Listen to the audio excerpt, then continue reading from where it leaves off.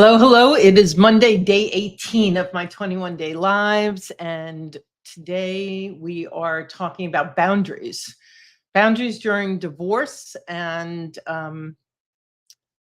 what typically comes up and how you need them. And this is such a huge topic. Most of us who have been in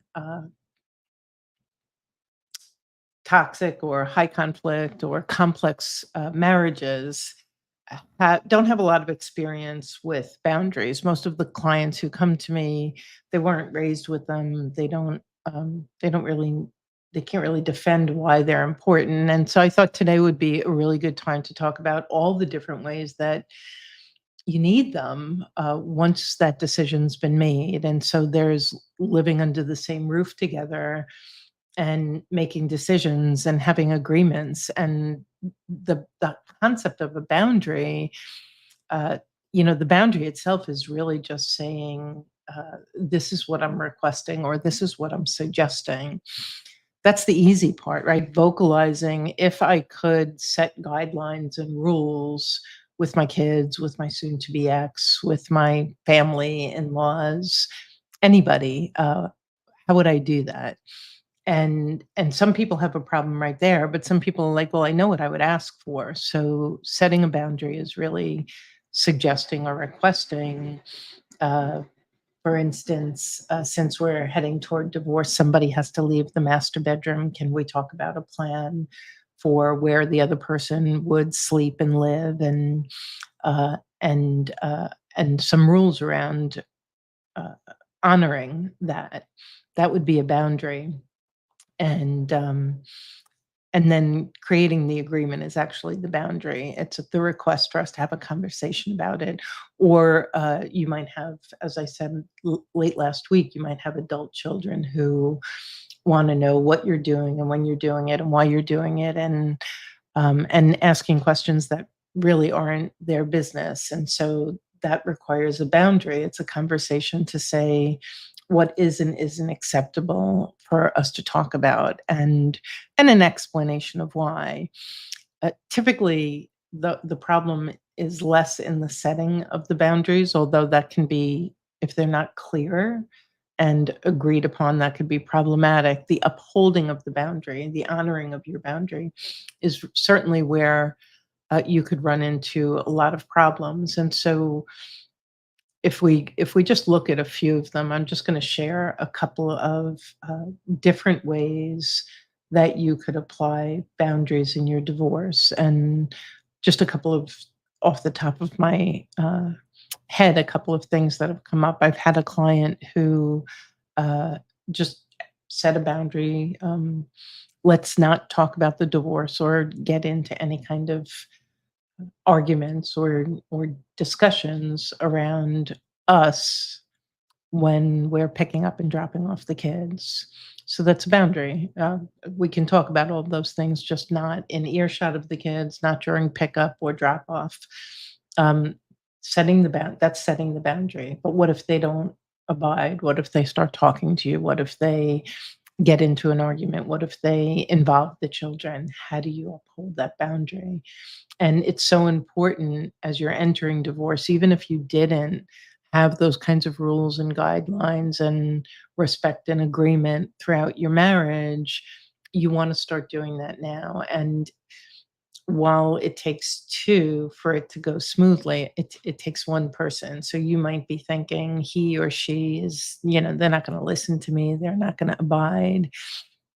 And that becomes problematic because they're not going to change. And so, one of my biggest messages, as so many of my clients know, is you're the person that changes through the divorce. If you're divorcing someone who's not interested in changing or not interested in being collaborative or cooperative, you can still design what life is going to look like by you changing. And that means you become less triggered, less reactive. You become more accepting and expecting of how they're going to show up, and you become more strategic. And so with boundaries, um, I had my ex-husband had a complicated relationship with time, and so we were late for everything.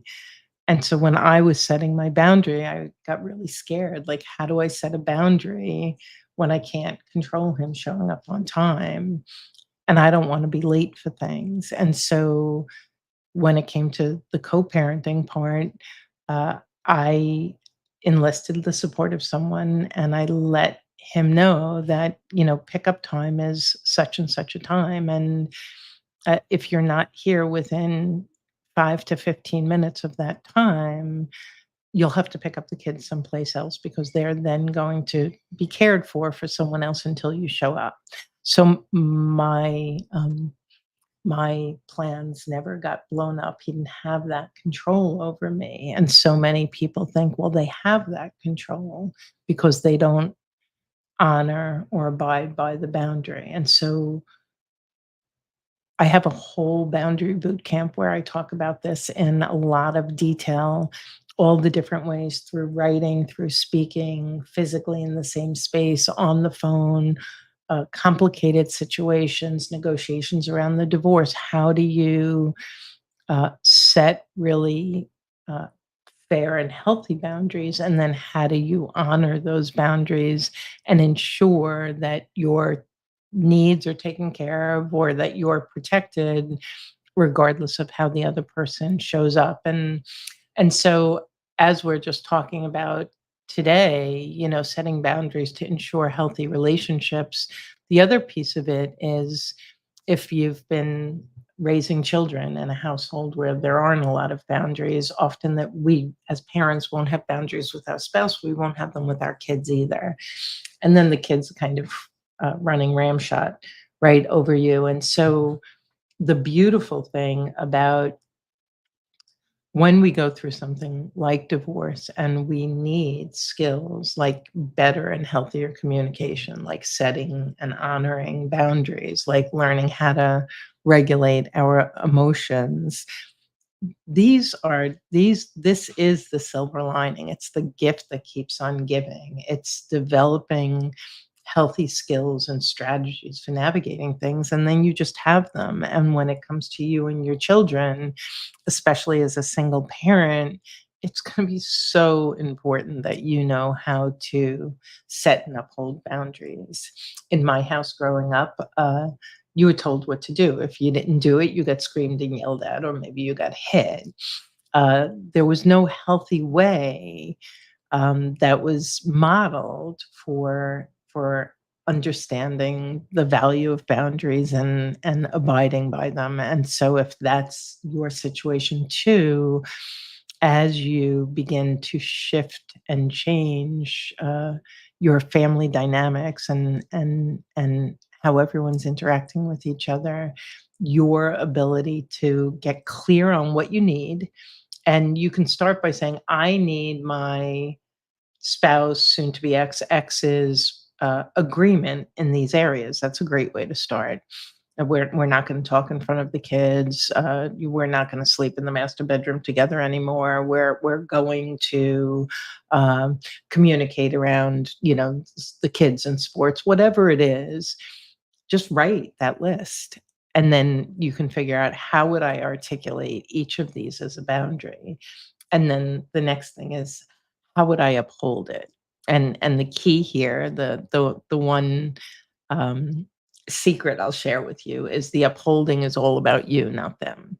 And when you do that, you begin to live a freer life. You begin to have smoother relationships with the people in your life. And you may need some of these boundaries for your mom or your sibling or your neighbor or your boss or your best friend. So it's a skill that is vitally important.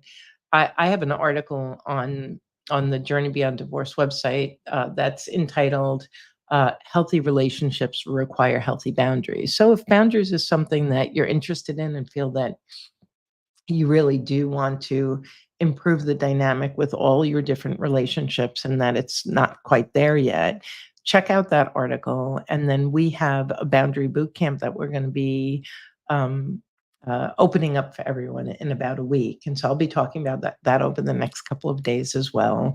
Of course, if you have any questions, if you have any comments, please drop it in the comment section and I will get back to you if it's a suggestion of a topic, even if I don't get to it since today's day 18 over the next 3 days. I've been asked to continue to do some lives. And so there's plenty of opportunity. I love to hear what people need. So I've got my whole list of everyone I've coached over 14 years and what I think you need, but you're here listening. And so if you need something, if you want a tip on something, if you'd like to hear a little guidance and wisdom on a particular topic, by all means, info@journeybeyonddivorce.com. Send us an email, drop it in the comments, and I will see if I can add it to our editorial calendar. I hope you found this valuable. I'll be back again tomorrow, and you have a great day.